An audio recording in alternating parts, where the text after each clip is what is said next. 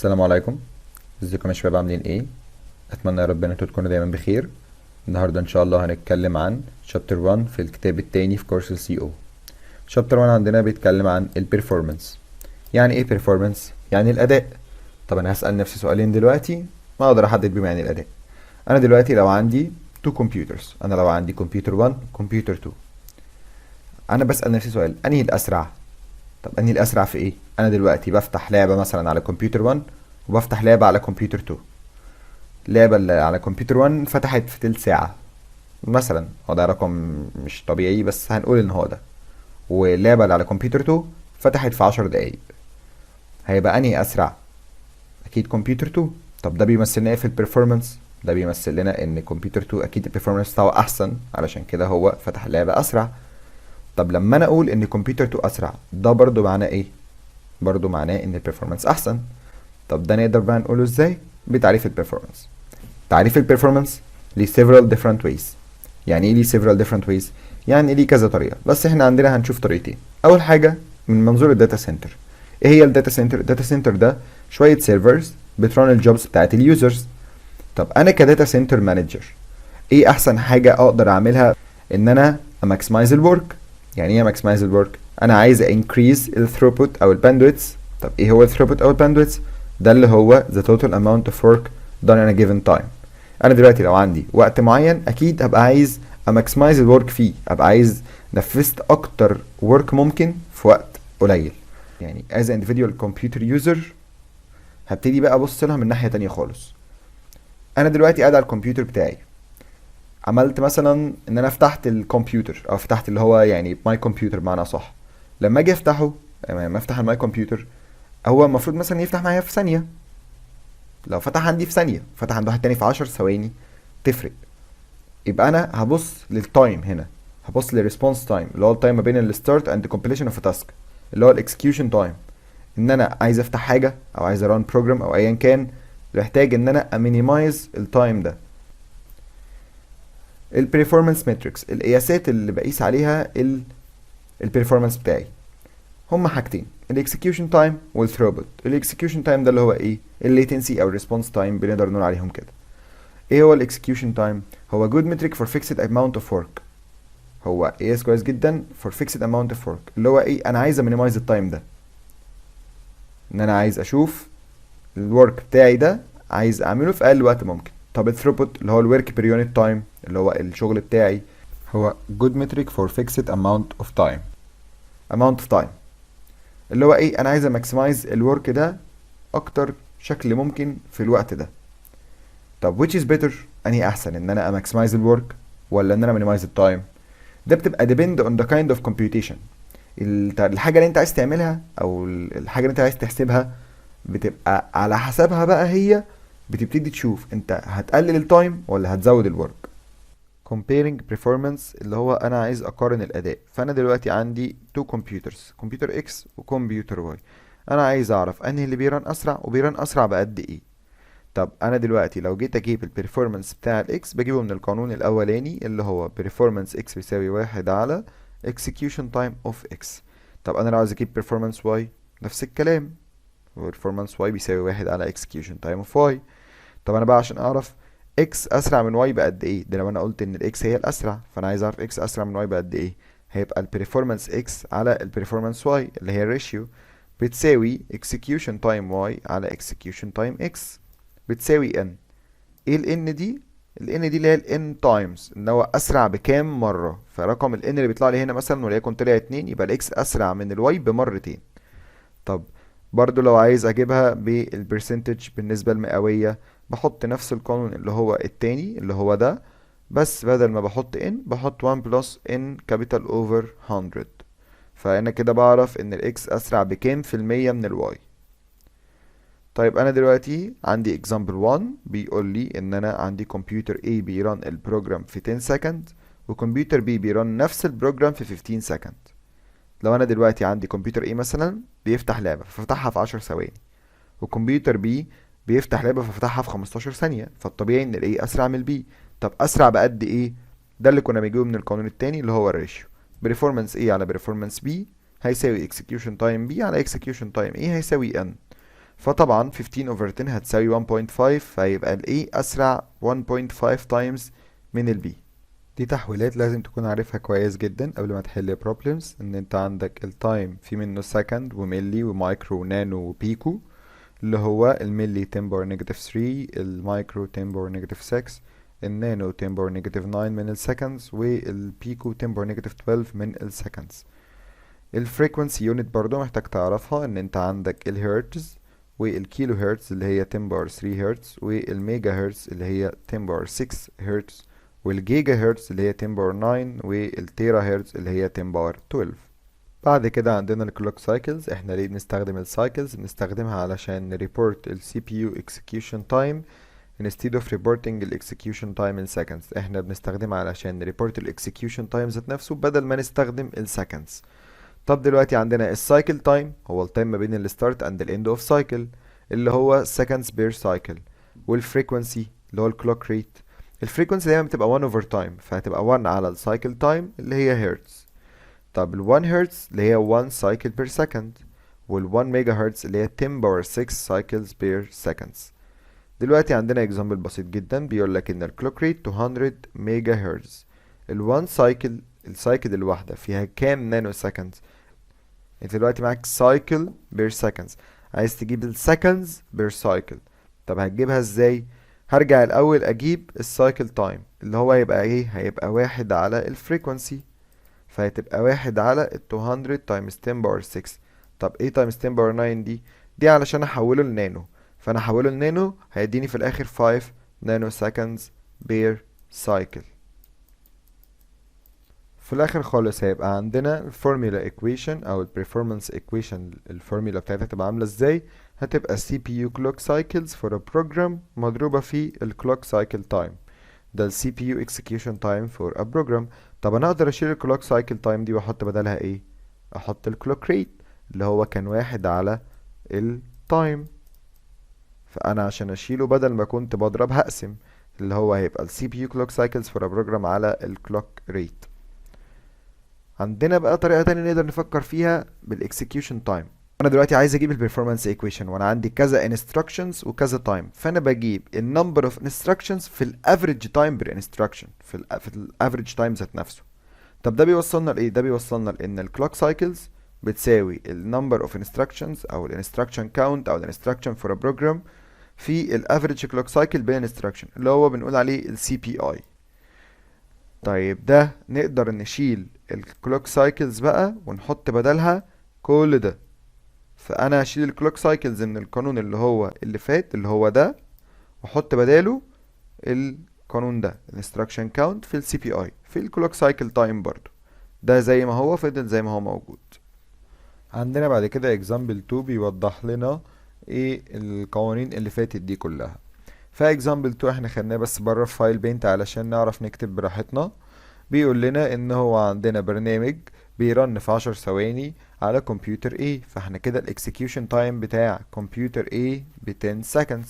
بعد كده بيقول لك ان الكلوك ريت اللي هو 2 جيجا هرتز كلوك، ده الكلوك ريت بتاعها برضو A، فهتبقى 2 جيجا هرتز او 2 times 10 باور 6 هرتز. بعد كده بيقول لك ان احنا عندنا كمبيوتر ديزاينر هيبيلد كمبيوتر اسمه B، فاحنا عايزين نساعده. بس الكمبيوتر ده هيرن البرنامج على 6 ثواني، فالاكسكيوشن تايم بتاع البي بقى ب 6 seconds. بعد كده بيقول لك ان الديزاينر ده قال ان انا عايز ازود الكلوك ريت، بس ده هيأثر لي على بقية السي بي يو ديزاين، فهيخلي ان كمبيوتر بي يبقى عنده 1.2 times as many as clock cycles بتاعت الكمبيوتر A. طب ده يعني ايه؟ يعني الكلوك سايكلز بتاعت البي هتبقى 1.2 كلوك سايكلز الاي. عايز يعرف الكلوك ريت بتاع البي علشان يحسبه. طب انا هحسبه ازاي؟ تعالى نرجع للقانون الاساسي اللي هو ان الاكسكيوشن تايم، معلش طبعا على الخط، ان الاكسكيوشن تايم بيساوي السي بي يو سايكلز او السي بي يو كلوك سايكلز على، كنا بنحسب ان السي بي يو كلوك سايكلز على الريت، على الكلوك ريت. ده كان قانون عندنا. طيب انا دلوقتي لو حبيت اجيب الاكسكيوشن ايه هو عندي، طب السي بي يو سايكلز بتاعت الايه هل هي عندي؟ اكيد لا، بس الريت برضو عندي، فهيبقى السي بي يو سايكلز السي بي يو سايكلز لوحدها هتساوي الاكسكيوشن بتاع A في الريت بتاع A. ده معناه ان هو هيساوي 10 times 2 times 10 to the power 6. جميل. ده معناه انه هيساوي 20 times 10 to the power 6. طب انا لما جبت كده السايكلز بتاعت الايه انا استفدت ايه؟ استفدت ان انا هعرف اجيب السايكلز بتاعت البي ومنه احسب الريت بتاع بي. طيب السايكلز بتاعت بي، بتساوي كام؟ بتساوي ال 1.2 تايمز السايكلز بتاعت الايه اللي هي كانت 20 تايمز 10 to the power 6. كده احنا معانا السايكلز بتاعت بي، ومن السايكلز بتاعت بي نقدر نجيب الريت اللي احنا محتاجينه في المسألة. طب هو الاكسكيوشن تايم كان بيساوي ايه؟ لو انا حبيت احسب الاكسكيوشن بتاع بي هيساوي ايه؟ هيساوي السايكلز بتاعت بي على الريت بتاع بي. فانت اصلا ايه اللي انت محتاجه؟ الريت بتاع بي. فساعتها هيكون ريت بي طبعا من خلال الماثيماتكس يعني هتبقى السايكلز بتاعت بي على الاكسكيوشن بتاع بي، اللي هو جبناه منين؟ جبناه ان احنا طلعنا الريت هنا ونزلنا الاكسكيوشن هنا. فاحنا كده بنحسب الريت. فالريت عندنا بقى لما نيجي نحسبه بالارقام هيساوي ايه؟ هيساوي السايكلز بتاعت بي اللي هي كانت 1.2 times 20 times 10 to the power 6. كل ده على ايه؟ على ال 6 seconds بتاعت ال execution time. لما نيجي نحسبها على الآلة هنلاقيها ان احنا بنكتب 1.2 times 20 times 10 to the power 6 على ال 6 seconds هتطلع معانا 4 times 10 to the power 9 cycles per second.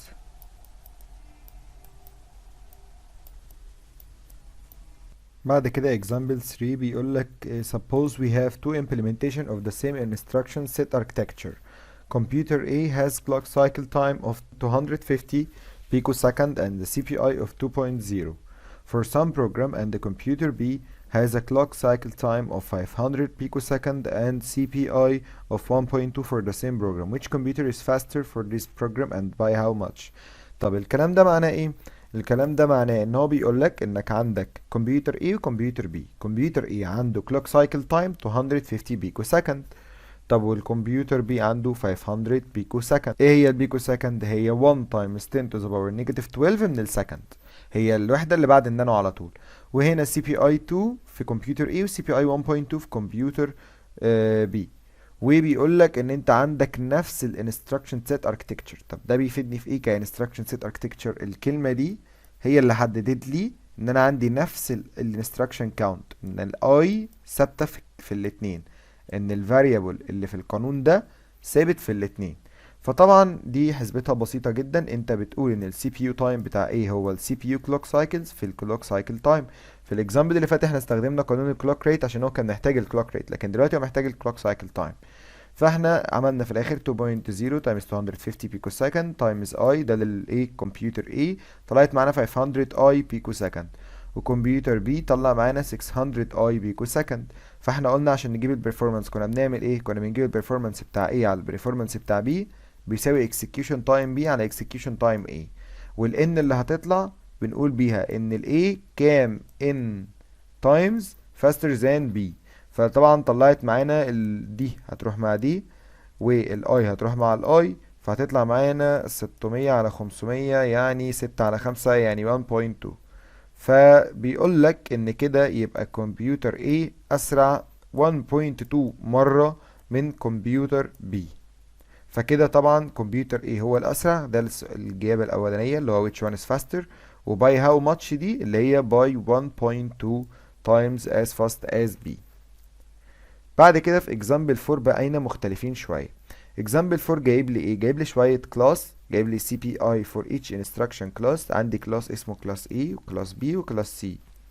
الكلاس A ال CPI فيه ب1 وكلاس B ال CPI فيه ب2 وكلاس C ال CPI فيه ب3. طيب والانستراكشن كاونت قال لك عندي 2 sequences، sequence 1 وsequence 2 في كل كلاس. sequence 1 في كلاس A كانت ب2 الانستراكشن كاونت وب1 في البي و2 في السي، والسيكونس التانية بقت هنا ب4 وواحد وواحد. فبيقول لك انهي سيكونس هي الاسرع وقد ايه والسي بي اي بتاع كل سيكونس. طب ده هنعمل ازاي؟ ده هنا يخلينا نتجه لقانون مختلف شويه. بيقول لك ان السي بي يو كلوك سايكلز بتساوي السي بي اي والسي. طيب ما هو ده صح ان انت عندك السي بي اي والسي هما دول الكلوك سايكلز. طب انت برضو هتعملها ازاي؟ يعني ايه بقى سي بي اي اوف اي ويعني ايه سي اوف اي؟ انت بقى بتبتدي تعمل سميشن لايه؟ لكل السي بي اي اللي عندك مع كل سي اي مع كل انستراكشن كاونت. بس قبل ما نعمل كده هنشوف السيكونس 1 فيها كام انستراكشن والسيكونس 2 فيها كام انستراكشن. لما نيجي نشوف سيكونس 1 فيها كام انستراكشن هنلاقي فيها كام؟ 2 بلس 1 بلس 2 هتديني 5 instructions. طب سيكونس 2 فيها 4 بلس 1 بلس 1 هنلاقيها فيها 6 instructions. فكده سيكونس 2 فيها instructions اكتر من سيكونس 1. طب ده هيفيدنا بايه؟ هنبتدي نعرف قدام. فلما نيجي نجيب السي بي يو كلوك سايكلز هنضرب كل واحد في التاني. يعني ايه؟ يعني هنضرب الواحد ده في ده وده، تمام؟ علشان نجيب بتاع السيكونس 1 بس هنضربه في 2، وعشان نجيب سيكونس 2 بس هنضربه في 4. فاحنا عشان نجيب سيكونس 1 ايه اللي هيحصل؟ هتبقى 1 في 2 زائد 2 في 1 زائد 3 في 2. طب عشان نجيب سيكونس 2 هتبقى 1 في 4 زائد 2 في 1 زائد 3 في 1. طيب فين الكلام ده؟ اهو سي بي يو سايكلز اوف السيكونس الاولى 2 في 1 و1 في 2 و2 في 3 اللي هي سي بي اي اوف اي في السي اي. فهتديني 2 زائد 2 زائد 6 هتديني 10 سايكلز.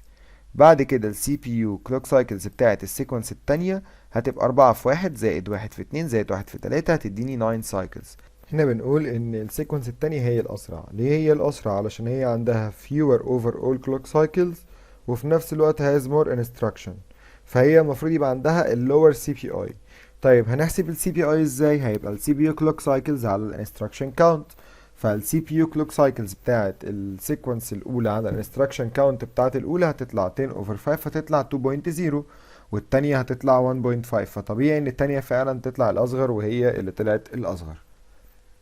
بعد كده اخر حاجه عندنا بيقول ان الميتريكس الديسكاسد يعني القياسات يعني اللي اتشرحت هي الاكسكيوشن تايم اللي هم الانستراكشنز والسايكلز والسكندز، والماشين ثروبوت اللي هو البروجرامز بير سكند اللي هي الورك بتاعنا، وسايكلز بير انستراكشن اللي هو السي بي اي، والانستراكشن بير سايكل اللي هو الاي بي سي. وفي عندنا ميجرز تانية كومن برضو، واحد اسمه ميبس اللي هو مليون اوف انستراكشن بير سكند، والتاني اسمه ام اف لوبس اللي هو millions of floating point operations per second.